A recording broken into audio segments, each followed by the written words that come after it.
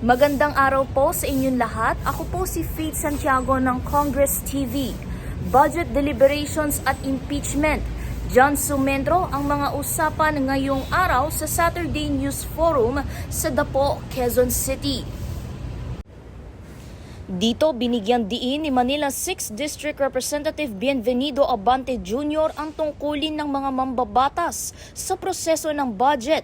Sila aniya ang magde-deliberate ng National Expenditure Program mula sa ehekutibo na magiging General Appropriations Bill tungong Bicameral Conference Committee hanggang sa malagdaan na ito ng punong ehekutibo at maging General Appropriations Act o GAA. Samantala, hindi naman pinalagpas ng mambabatas ang nagtutuloy-tuloy na hindi pagharap ng Vice-Presidente sa paglilitis nito.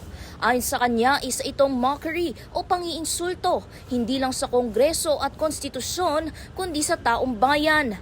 Samantala, hindi na umano dapat umabot ng Disyembre ang impeachment trial at hindi aniya siya titigil hanggang sa matuldukan ito. Nung in-endorse ko ang 4th impeachment complaint, nakalagay lahat doon.